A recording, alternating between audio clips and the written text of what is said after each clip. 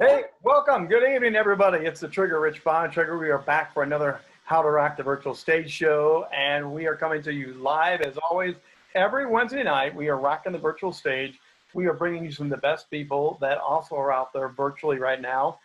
Of course, coronavirus is still affecting us, so most speakers, leaders have all pivoted online, but we're here to help you do this better and better every week. We want you to actually rock whatever platform you are on, whatever it is that you are doing. And tonight, Angela Stillwell is going to be with us tonight. She's going to share her expertise. She is on the platform. She is doing a lot of great things, and we're going to have her share insights, best tips, practices. As always, as you come on in tonight, the first half of the show, it's going to be 30 minutes of Q&A, co-coaching, fun, I promise you, fun, lively discussion with Angela tonight. It's going to be a great time. Then the second half, we're going to open it up, and we're going to bring cameras on and let you guys fully participate. What we do in the second half, we actually move you out of the viewer and we bring you on as a panelist with us so we can all be together and interact in live real time, not just through the chat box. If you want to ask questions in advance, if you're a little bit shy, no one on this call is, of course, but if you are, you can always ask questions of the Q&A box. If you want to go to the chat box, you can do that, but the Q&A is specific for us to have some questions. If we're talking and you like where the conversation's going, drop in something and ask us to keep it going or expand upon it. Always at the end, we'll share some more information. We have some cool stuff coming up in 2 weeks. Actually, next week. Next week, we are going to have an individual on that is working with a platform, doing the virtual events like we're doing, but he has a multiple camera switcher. It's actually incredible. He has made ESPN his own home studio now. He's actually going to tell you some of the behind the scenes things that help you do it better like that. It's not techie difficult, but it is something that will up your game from just the one camera presentation to a multi-camera switch transition, which revolutionizes everything. So please do not miss that next week. Watch for those links and everything else. But tonight, Angela Stillwell is with us. Angela is a owner, founder, advisor, speaker, consultant, coach, trainer, author at Untapped Strengths. She comes from Pine Mountain, Georgia. We'll go back to that in a second. Just hang on there, I promise you. She is helping businesses and professionals create deeper connections, they impact their bottom lines and their overall success. Now, Angela is the founder of the Untapped Strengths, where she helps businesses and professionals create deeper connection. It's about relationship, which we've been banging on a lot lately here on the show. This is all about relationships. No matter if it's virtual or real, it's really, really important. And she also talks about the bottom line. As we said, their overall success is her goal.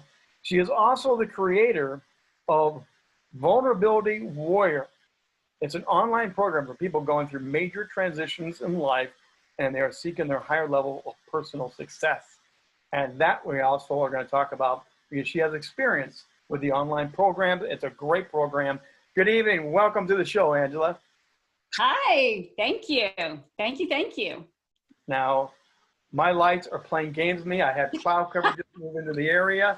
So Angela, while I do a quick little live reset here, just tell us a little bit about what you do in Pine Mountain, Georgia, if you would. Yeah, in Pine Mountain, Georgia, just specifically, or can we talk about anywhere? Well, anywhere now that it's virtual. But by the way, I lived in Brunswick, Georgia for 3 years. I okay. Stay over in life. I went through one of those major transitions that we'll be talking about. Where is Pine Mountain compared to Brunswick, Georgia? Opposite side of the state. Okay. Complete opposite side of the state. Brunswick, for those of you who don't know where Brunswick is that are listening and watching, it is on the East Coast, around where Jekyll Island and St. Simons and all of that, just north of Florida, just south of Savannah. And Pine Mountain is the exact opposite side, right at the Alabama border, just north of Columbus and southwest of Atlanta. Okay, that's a great way to have them explain that. You did very well geographically there.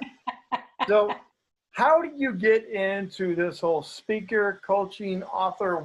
Take us back to how Angela fell into this. Yeah, absolutely.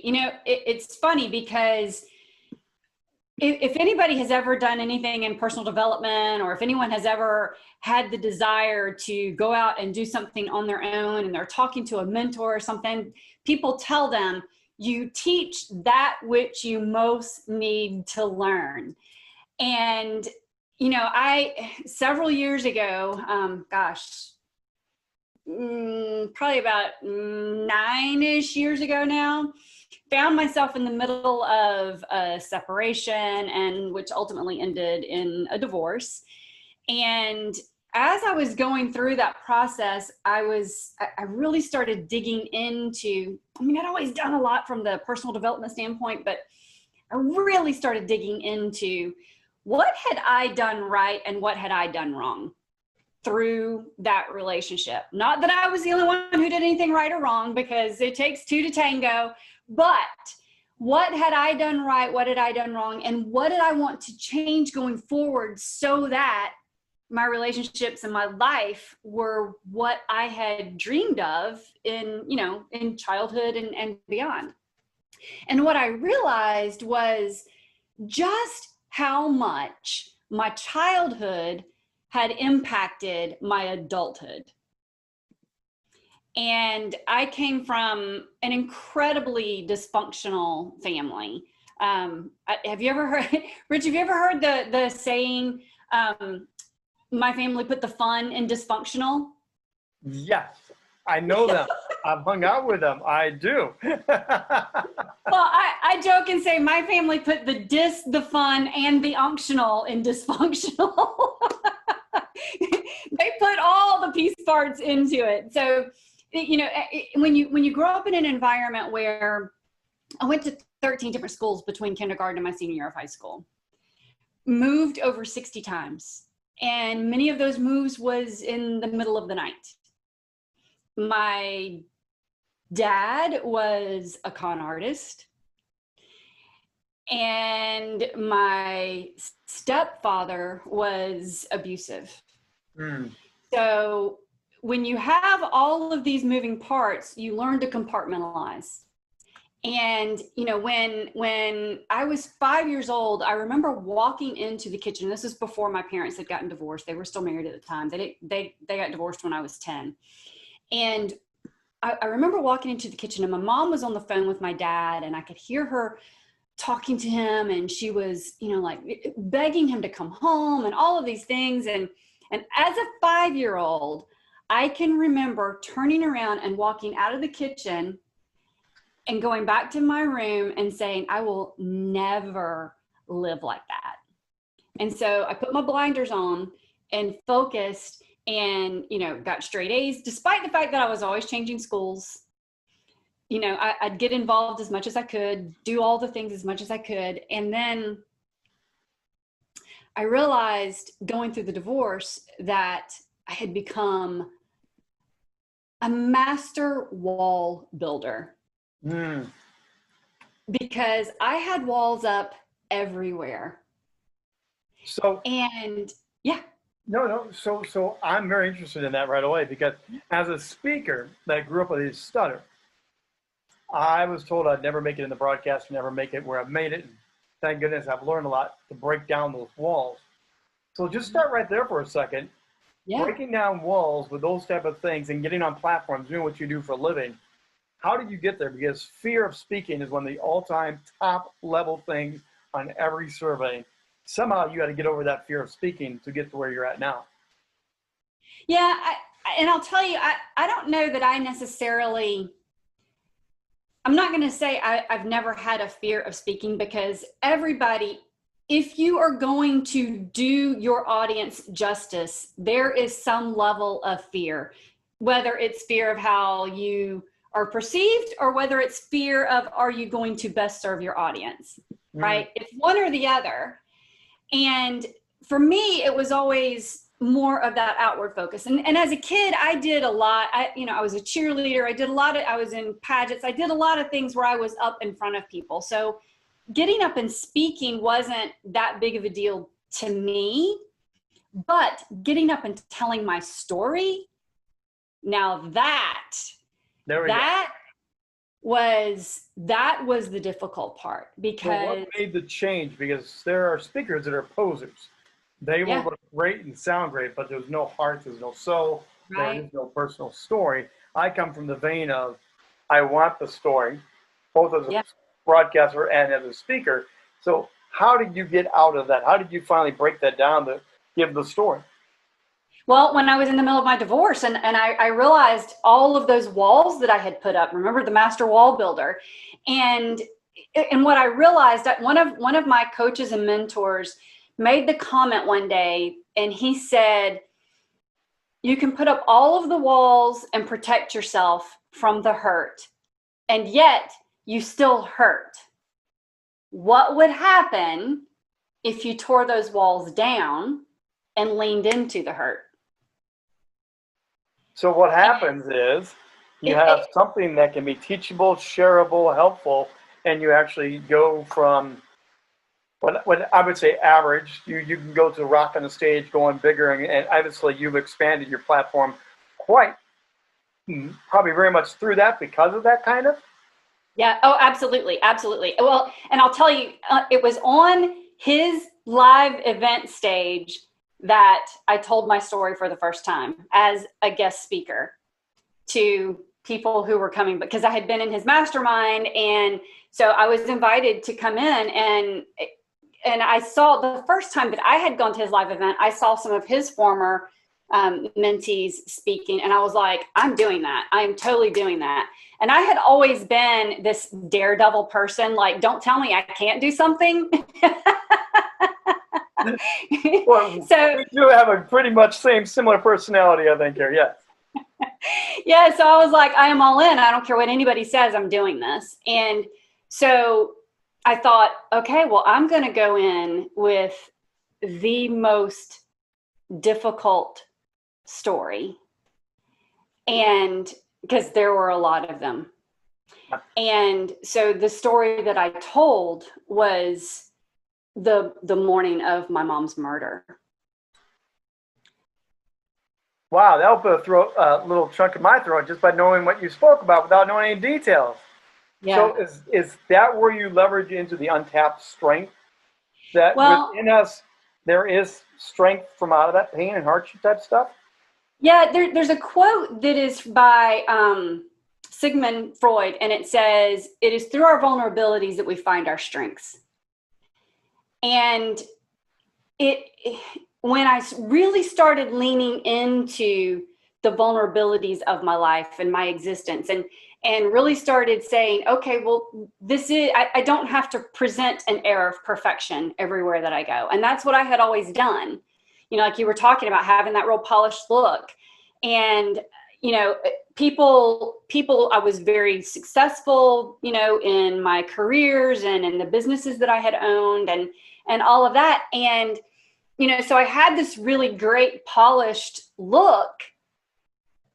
And there was all of this other stuff back there that, just was always brewing. And it's through that I ended up building these great connections with people and speaking on stages and having opportunities and having friends and having, a better relationship with my family members that are still around. And, it opened so many doors that had never opened before because I was willing to talk about it.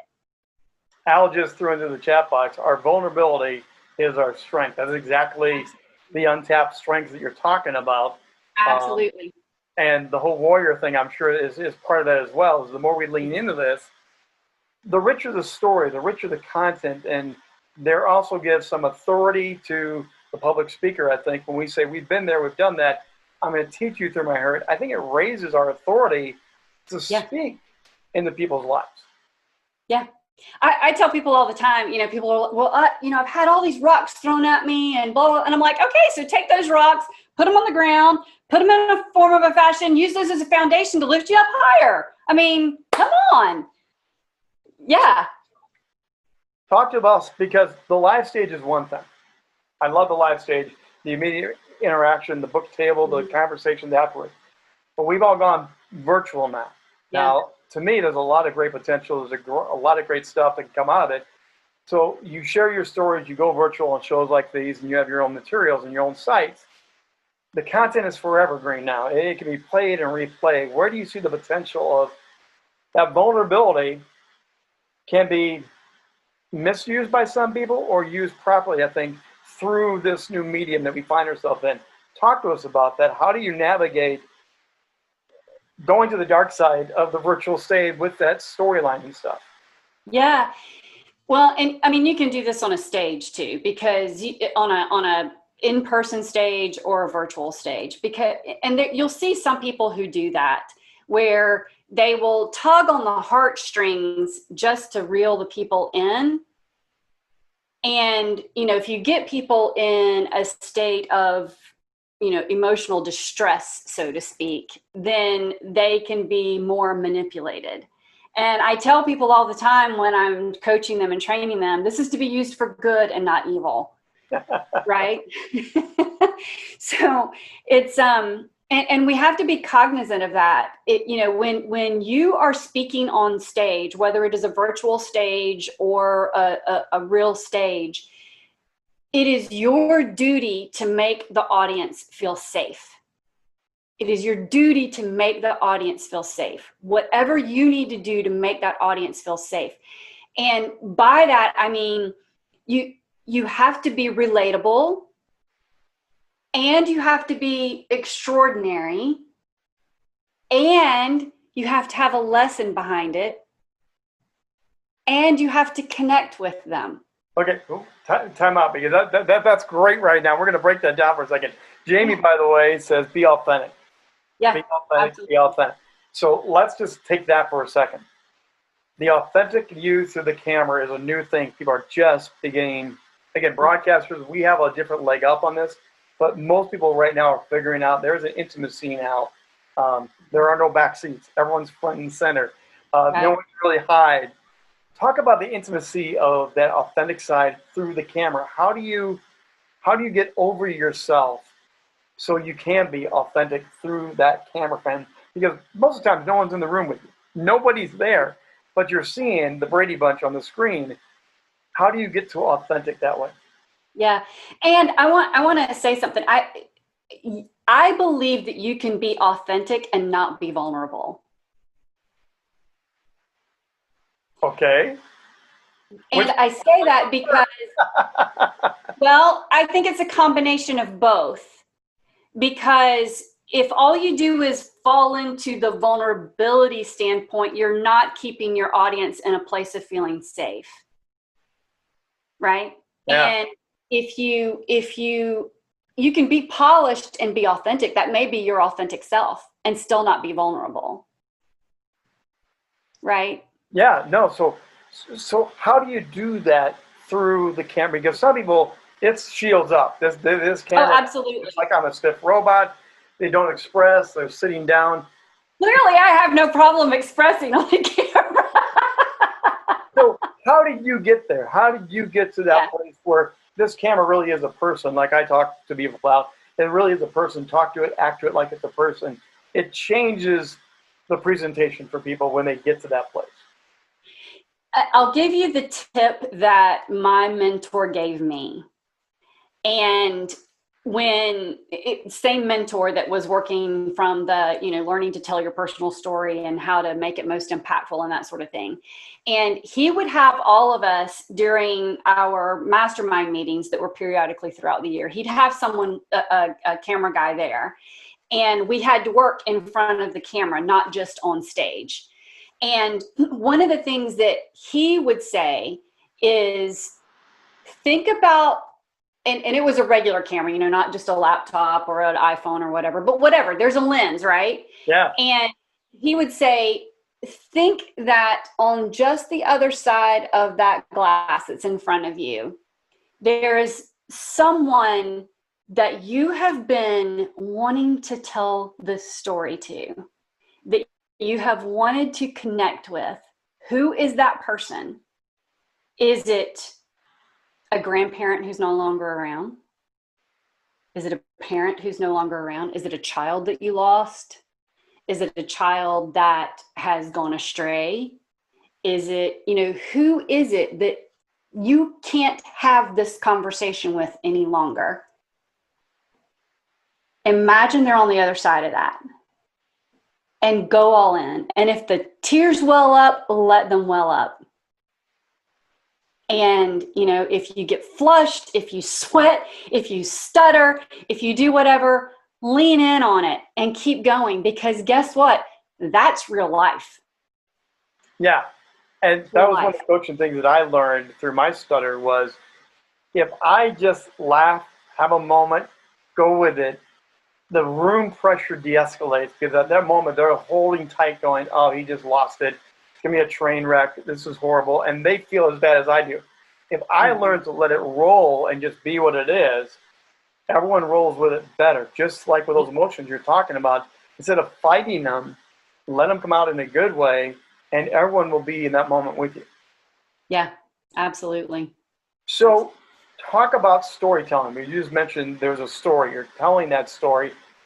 Give us some storytelling tips for the camera, for people, because, again, the crowd you read emotionally, there's the room, the sounds, you feel so much. Right now, there is not that. What have you learned from storytelling through the camera lens? You know, one of the things that absolutely drives me crazy, and there's a coach out there that's doing this, and they have them rehearse it down to, you know, when to breathe and, you know, all the things, and when to enunciate a particular word or when to make this move. And no, no. How would you be sitting down across the table from someone having a glass of wine and tell the story, or a cup of coffee at breakfast, or if you're a coffee drinker in the afternoon, you know, whatever it is, whatever your adult beverage drink of choice is. Right. And having that conversation with someone or walking down the street with them, how would you tell that story? You would not be as if you were on Broadway performing Hamilton. You just wouldn't. You would be having that conversation with them. And, you know, and you know, not everybody is as animated as that was hard to say. Not everyone is as animated as I am. See, right there. That was a perfect example right there. Just lean into it. So it's about being who you genuinely are. Now, when you are, whether you are on a physical stage or a virtual stage, one thing that you do have to do, whether you have a lot of energy normally or not, you do have to amp up your energy. So stage presentation skills are not the overside that you're talking about. Stage presentation skills that I coach are the ones you're describing, where we go a little bit larger. You are a performer, but you are not doing a performance. Right. William Shatner is the king of over dramatic. And I love William Shatner, don't get me wrong. Okay, he's hilarious. But at the same time, he is always over the top, and he does have those marks, those words. But there is a performance to what we're doing, and you must get amped up and present yourself to get there. How do you get there? I have a ritual that I put myself through before I do anything, whether I am doing a Facebook Live, whether I'm recording my own podcast for my Untapped Strengths podcast, or whether I'm about to do an interview like we're doing this evening, or whether I'm going to speak on a stage. It doesn't matter. I have a routine that I put myself through, and I do things to build my energy. I do bouncing, I do vocal exercises, I, you know, will do push-ups. I make sure I'm, you know, I have plenty of water, and I make sure that I'm drinking the right kinds of things so that my throat is where it needs to be. And I mean, there's a whole, you know, there's a whole bunch of stuff that one can do. A simple version is get your energy. Do whatever it is you need to do to get your energy. Yeah, I'm usually cranking up the tune before every show, and I've told that to many of these shows. I have to get that next level. I'm like you. I'm naturally the Energizer Bunny, but at the same time, there's a different level that you bring here, and that's where you got to find out what it is. Some people think it's silly to talk to yourself before a show. I did a 5:30 in the morning show the other day. I've not done anything like that for a long time. I had to get up an hour early to walk, to stretch, to talk to myself, because this is your dollars and cents. This is your cash box right here. And I tell everybody, you're now a broadcaster, whether you like it or not, being on the stage. If this is not ready to go, you're not ready to go. Yeah, and when you and I talked before doing this interview, I told you that I really focus a lot on the neuroscience aspect. And just like with neuroscience, where it is our duty to make sure that we take what's going on from an unconscious level to a conscious level, because 80 to 90% of the decisions and actions we take every day are directed by that unconscious. That's a lot that's going on that we're not even aware of if we don't consciously bring that to the forefront. So just like that, we have to inform our bodies that we're about to perform. And that's what that whole ritual is about. It's about informing your body that, hey, right now it is time to step up and get the job done and be who you need to be so that you best connect with the people on the other side, whether it's on the other side of the stage or on the other side of the camera. Well, that's a perfect segue for a second, because in several minutes, we're going to open up the camera, bring everybody in. So everyone get ready. You're going to join the conversation, and you get to talk to Angela and ask questions of us and get real meaty coaching and help. Hopefully this is being helpful to you. This is wonderful stuff. I hope you guys are getting a lot out of it. Tell us about the Vulnerability Warrior. Tell us about your online program, because you're learning. You're probably ahead of the curve on some people on online programs right now, I would think. What have you learned about online programs? Well, if you have a business where you have been teaching in real life, then in today's environment, you need to have an online version of that, whether it's an online course or some online version where you're teaching it live. You need to have an online version of whatever it was you were doing in live and in person. And Vulnerability Warrior is a program for people who have been through major transitions in life. And it's an online course that helps them go through many of the processes at a much reduced price than what I paid, to work through some of those things, from the neuroscience standpoint, the physical standpoint, emotional, spiritual, relational, etc. I mean, it's all encompassing of taking you from whatever that transition is that you've gone through, and then helping you step into that bigger, better version of yourself that you're wanting to be. What have you found to be the biggest adjustment to go from the group or private one-on-one live sessions to going online programming? What's some of the hurdles you have to get over to make it really rock? People think that they have to plan out an entire course ahead of time and then sell it. And if that's what you're thinking, stop. Don't do that. Do a version that you teach live and record it. Now, you may have to re-record it later, but that is going to give you the ability to know exactly what needs to be included in that course and how it needs to be taught. Go out, find the audience, and let them know that you're doing a beta version of this. And it's not going to be free. You're going to charge them for it. You're just going to charge them a lesser amount than what you would normally charge them. And they're going to give you feedback. They're going to help you with what components. Maybe you have the first week outlined, and then like every week thereafter, it's based on what happened in that first week. So you take feedback right away. You get a feedback loop going. Here's what I did this first week. Give me feedback. And out of that, you shuffle through and say, here's where I want to go next. And you help them lead the bus a little bit? Yeah. Yeah, they are helping you. They're kind of setting up guardrails for you, because if you go out and you put a course together and you do all the recordings and you do all of the PDFs and whatever else that needs to be done for a course, and then you go out looking for people and it's not what they need, then you got to start all over. And you've wasted a lot of time and effort and money in doing it. And you could also hit that wall where you say, this is too much work.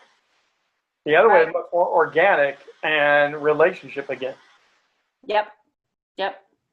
Well, we are going to move everyone into the active participation mode here. You all are going to get promoted up here to be considered a panelist in the way they do webinars here.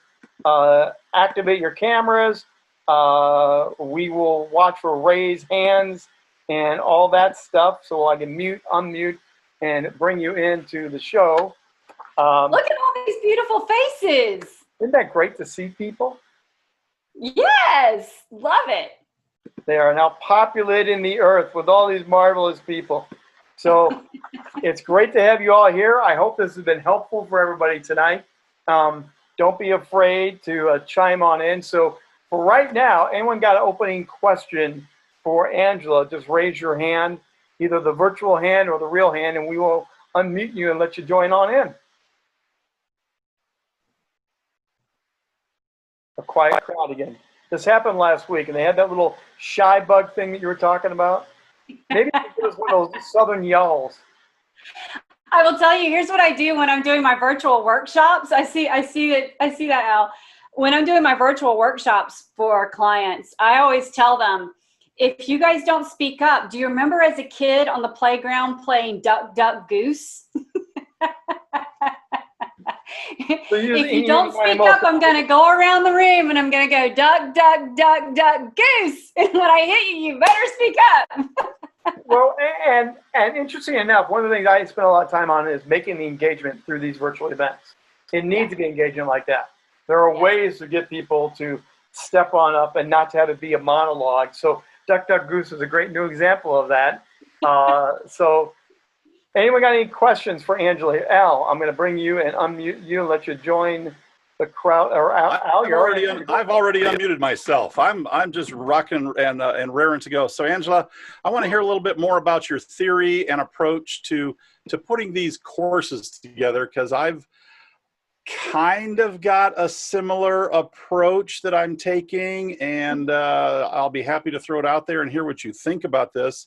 Yeah. But I want to hear you elaborate just a little bit more on your approach to putting these courses together. So you want to go first, or you want me to go first? You tell me. You go ahead, and we'll go from there. All right. So I have some coaching clients as a public speaker coach.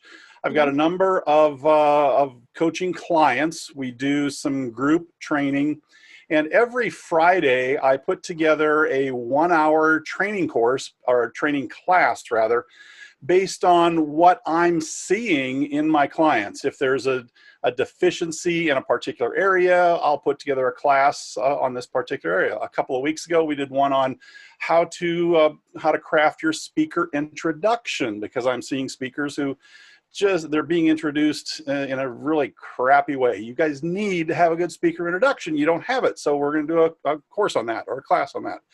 And this week, we're going to do one on how to put together a quality PowerPoint presentation, because I've been seeing some really crappy PowerPoint presentations. So every Friday, we're putting together a 1-hour class on some things that these speakers need.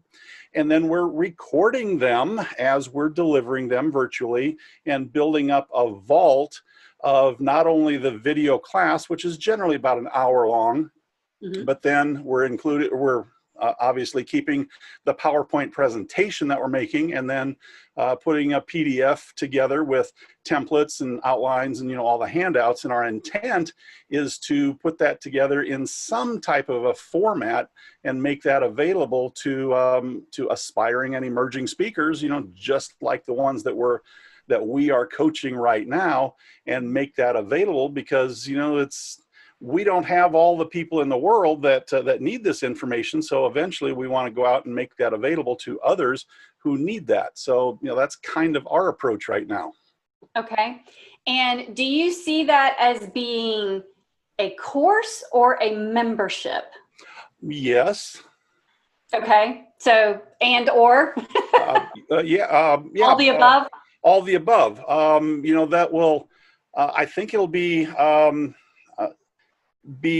multi-purposed, and it can be packaged in a multitude of ways. And yeah, it can be both course and membership. Yeah. Angela, for a second here, for those that are either in the show now or on playback, just break down for us like a difference between course and membership before you go on.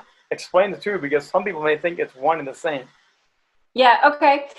So a course has a limited time frame to it, and a membership is something that you typically have people a part of it for at least 12 months, and most of the time you want them around for a longer period than that, right? Something where it's ongoing.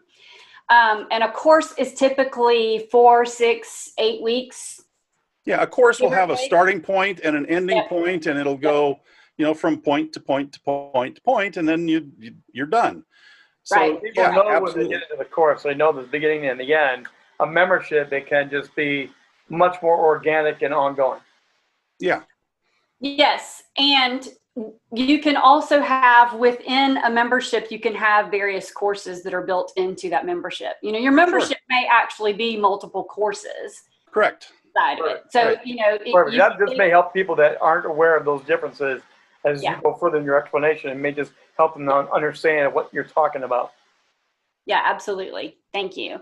So, Al, when you were talking about those couple of topics that you were referring to, the speaker intro, and then remind me again what the second one was. The one we're doing this Friday is on how to put together a PowerPoint. We've done them on craft a bio, and we've done 16, probably close to 20 of them. We've done them every single Friday since the 1st of April. Okay, so I kind of see a few different things going on for you.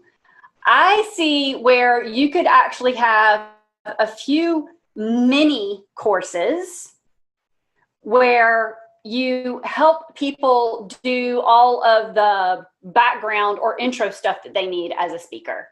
Here's your speaker kit, here's your intro, here's your bio, here's how you do these pieces. We did a one sheet, how to book yourself to speak.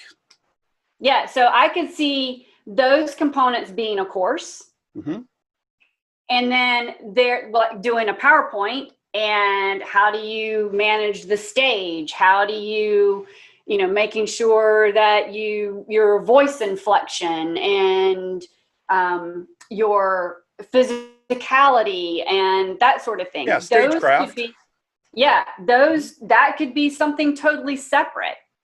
Putting together the content, that could be something completely different. Right? So those could be 3 different courses in and of themselves. Sure. And then within a membership, have each month a focus in each of, those particular areas. Maybe you have front end for the first quarter of the year, and back end for the second quarter of the year, and the stage presence for the third quarter of the year, and every month focus in on, zero in on, that way. That would require organization and planning, future planning. I am the reactionary. Oh, that really sucked. We need to address that. Let's do a program on that. So that I'm the reactionary kind of. Yeah, you're talking more about a calendar, Alan, Angela, which would be a great concept to go with. George, I saw your hand pop up. I'm going to let you drop on in the conversation here. Welcome to the stage, George. Thank you. Angela, Al and I are partners in Next Stage Communications.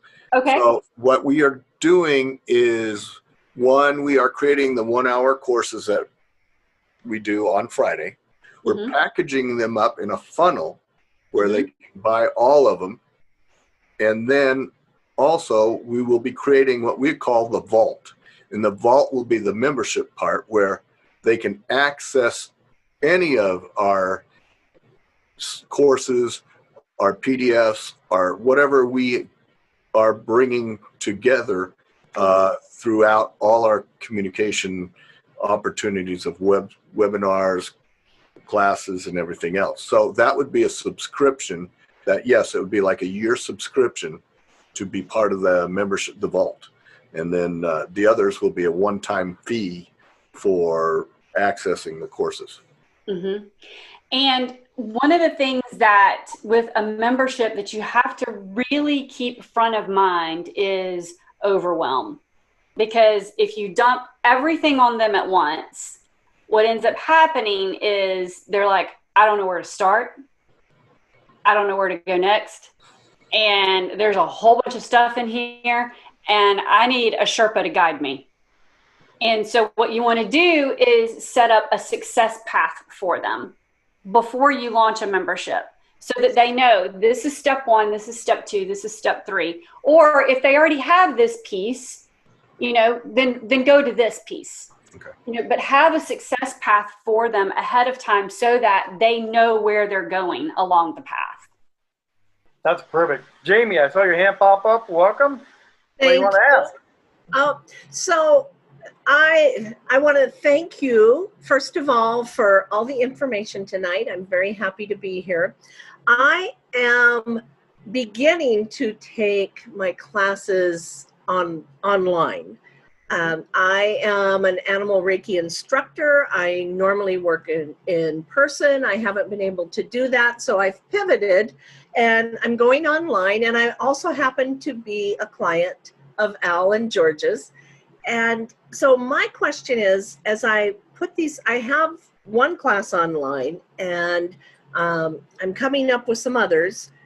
But for a membership, how important is it that people actually get some of you? Because I've noticed that when I sign up for these membership classes, one of them, it was exactly that. There was so much information. I was just overwhelmed. And I just wanted to see the guy like once a month. Mm-hmm. Where we could talk, even if it was a group setting, I didn't care. But I just felt like I was alone in the ocean with all this information, and I didn't have anybody steering me. Yeah. I'd like to get your thoughts on that. Absolutely. I'm happy to share that with you. And so what you do as you're setting up your membership, you have to decide, first of all, how you want to manage it so that you aren't overwhelmed. Don't overstretch yourself and overcommit yourself to things that are needed or wanted within the community, the membership community. So how often do you want, since that's what you needed and you're seeing that may be where you need to go with what you're doing. And I can't imagine, let me ask you this question. Are you looking to have people who need animal Reiki services, or are you teaching animal Reiki to other people? I do both, but online I would be teaching animal Reiki as well as other holistic classes about animals, oils and massage and different things. To the pet owner or to other people who would be going out and doing it? To the pet owner. Okay. So in that scenario, those pet owners are going to want time with you.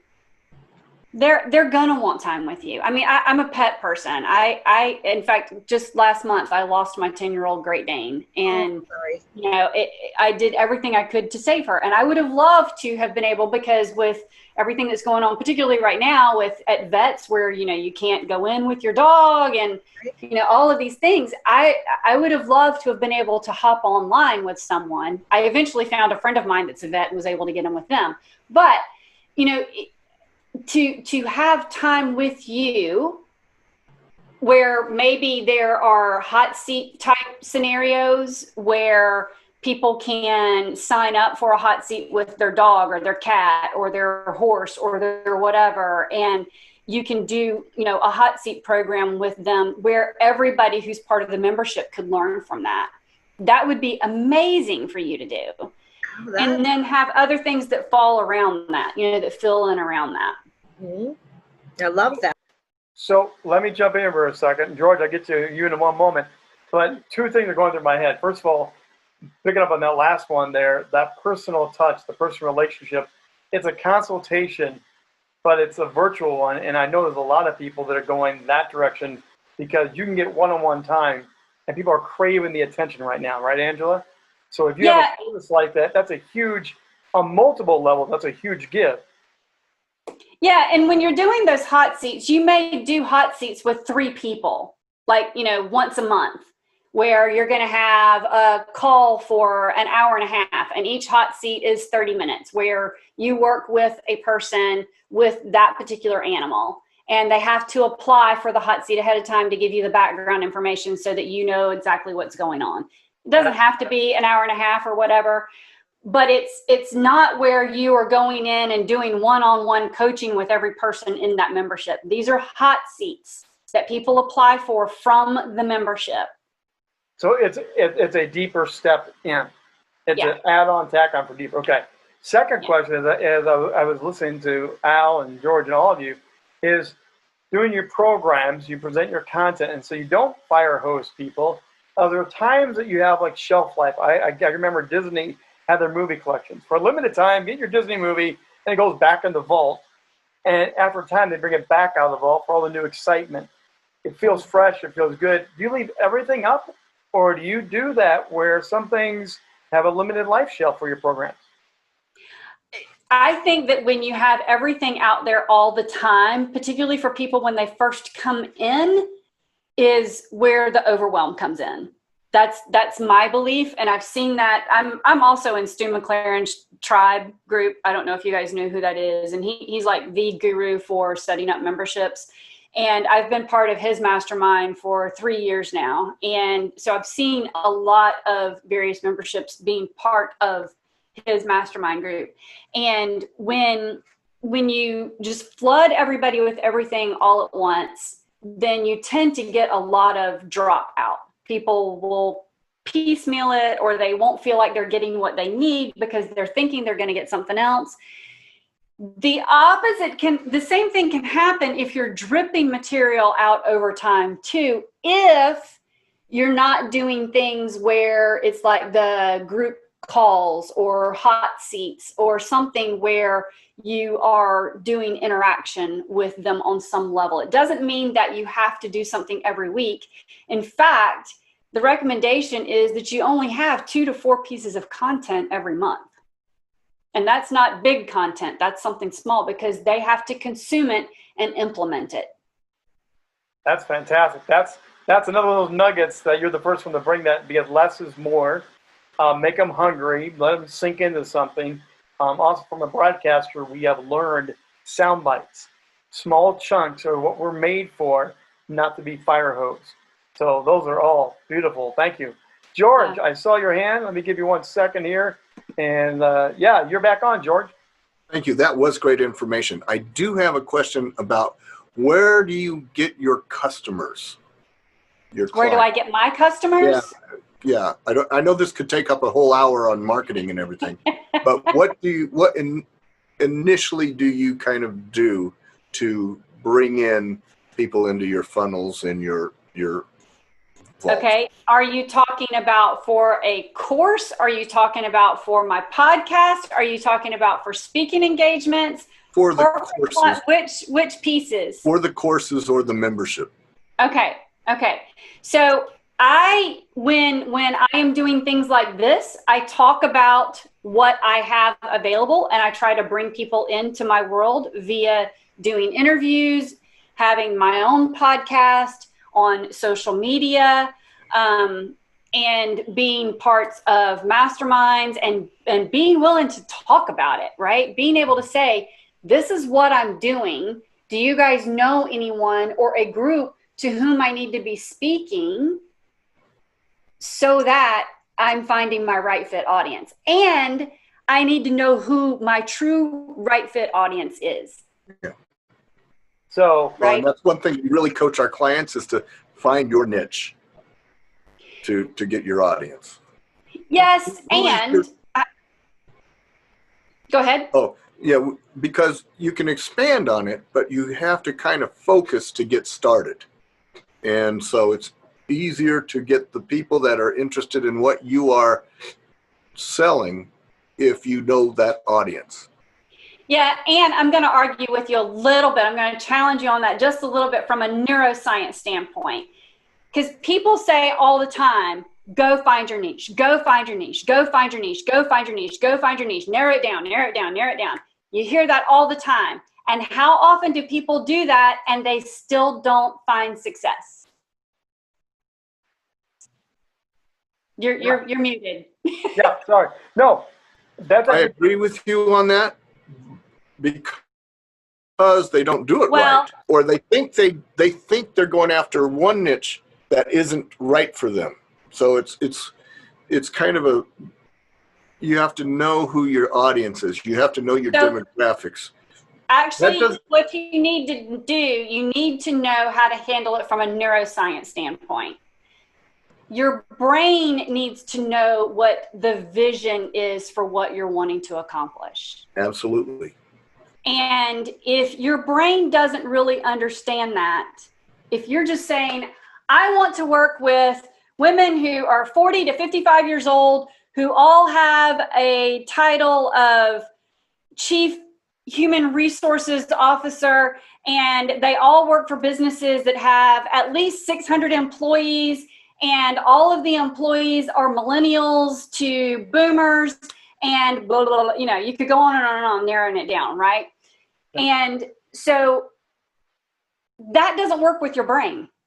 Your brain goes, okay, great. And when your brain isn't engaged and doesn't believe in it, then you're going to start getting those self-sabotage things that keeps you from doing the work. Well, let me ask you on that. Because of COVID, one of my theories, that niche formula was really working for a lot of people. They were really saying, do it, do it, do it. COVID has brought so much flood of people online. Is it better that we should have a little bit broader breadth right now while this resettles, or should we still niche, niche, niche? I think there's a more catch having some of that broader breadth in there. What's really important is making sure that you have your vision. Because once you start speaking about your vision, people will start living into your vision, and your niche will come from your vision. I can give you a good example of that.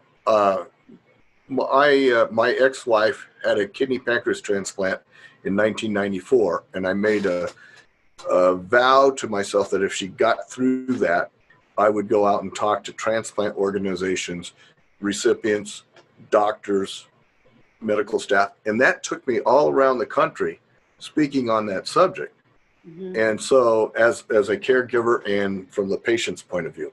And so that was one niche for one type of presentation.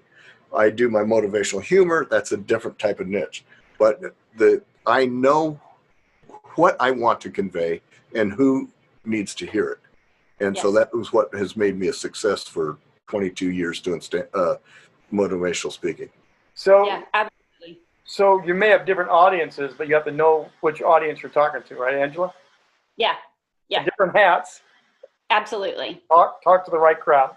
Yep, yep. And there may be a common thread that runs through them, right? Yeah, mine is defy the odds. So mine is about overcoming, and I also do the liver transplant, George. I also do the stuttering, the bowling, and I do public speaking. All about defy the odds. So I have different slices with the same main mantra. Mm-hmm. Jamie, I saw your hand come up. Join the crowd. All right, thank you.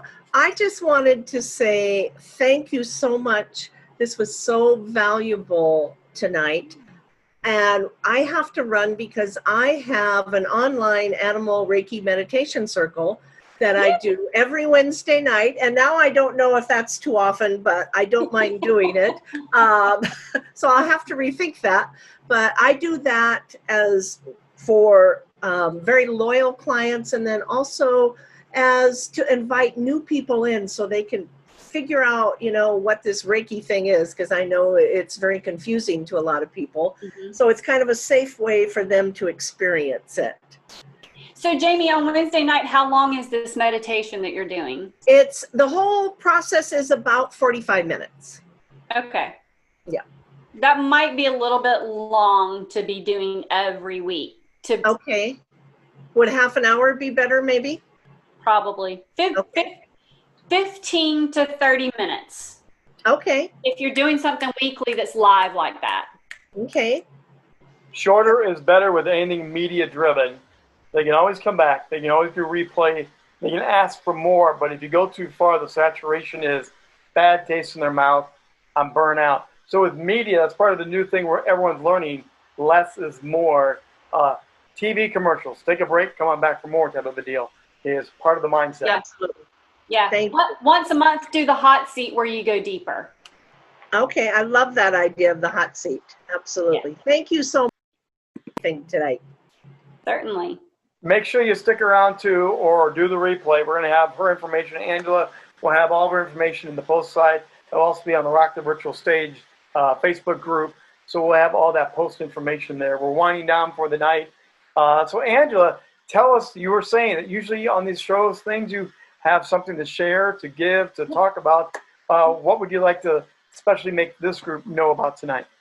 Yeah, I actually have the waitlist set up. I am in the process of interviewing more than a dozen top experts in leaning into Untapped Strengths. And the title of this particular online show is Untapped Strengths, Lean In Now. And the focus is going to be with all of the changes that have been going on.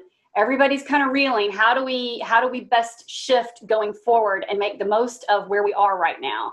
And the speakers will be touching in multiple areas, from the spirituality to the professionalism to financial to all of the gamut, all of the components of what makes us up as human beings. And you can find that at angelawstillwell.com/untapped. Could you drop that in the chat? Because at the end, everyone can download that chat. So if you do that for a second, I want to remind everybody next week we're going to be talking about more of the techie side of the virtual stage. We're going to have Bill with us. Bill is a genius. I was on one of those mind groups as well, mastermind groups, and he did a whole setup showing us a 4-monitor set, a little switcher that is unbelievable. He's going to talk through some of the ways to advance presentation. I coach the body, the voice inflection, the storytelling. He's doing the techie side, and when you bring those two together, your story, your presentations go to a whole new level. You can really make it a full 360 experience and have it be in your own home studio. We're going to do that 6 o'clock to 7 again next week. Bill will join us, the usual format, teaching, coaching, Q&A. You do not want to miss that. And then a week later, we're going to have another speaker expert come back on as well. And in the end of August, we're going to Australia. So I'm looking forward to going down under and having some fun. So we are lining up a lot of great shows and things. So please make sure you follow us, share it, and let people know. Angela put the information in there. Final thoughts, comments, suggestions, Angela. What would be the best nuggets you can give us in the last 2.5 minutes? Oh, goodness. No gracious. pressure at all. Yeah. One of the things that people, particularly in the environment that we're in right now, and anytime when we're going through transitions in life, having major changes of any sort, positive or negative, but typically when it's something negative, people tend to say, why is this happening to me? I encourage you to change it up a little bit and ask, how is this happening for me? I like that. Yeah. That's a huge mindset, very common in what I use in my life. Take that negative and turn it into a positive, and very often it becomes your sweet spot. It becomes your motivation, your ministry, whatever you want to call it. It becomes that main target that you share back. Yeah. That's It's beautiful. what the lessons are in life. So I'm going to open this up for 1 second. Al, I'm going to have you go first if you would. Can you give Angela, what's your biggest takeaway of the night, please? What was the biggest aha for Al this evening? That comment that you just made, it's not happening to you, it's happening for you. George and I had a client we worked with for a 1.5 years, and that is what she lived by. That is exactly the message that she delivered to every audience from stage. That's her core message. So we know exactly what you're talking about. I appreciate your message on vulnerability. Brene Brown preaches that, and I did not internalize that until about 5 or 6 years ago. So I appreciate your refresher, your reminder about that tonight. So you definitely rekindled some of the lessons that I had learned in the past that I obviously needed to hear once again. So thank you so much. Thank you. I appreciate that. Thank you, Al. George, I'm going to bring you on here and let you jump on in. And what was your biggest takeaway, aha, for the night? Thank you, Rich and Angela. I really appreciated your presentation tonight. And what I really liked was what your definition of courses and membership, because that's what I'm working on for Next Stage Communications to get more customers. And so I think you gave me a couple nuggets in there that I can take in when I'm designing the courses and the membership. So thank you very much. I appreciate both of you. Thank you. Thank you, George. Well, that's going to do it for tonight's show. Angela, again, thank you for being with us. Thank you for, there's a lot of gold in here tonight. There's a lot of great stuff that we have never covered before on the stage. That's why I love doing this. I mean, every week we kind of think we know where we're going, but it's always deeper and richer, and there's so much more to learn. Everyone reach out to her, follow her, tweet her, like, share, and we only wish you the best. Angela, stay in touch as always. Thank you. We'll see you back next week, 6 o'clock. We'll be back on the air for another How to Rock the Virtual Stage. Until then, have a great week, everybody.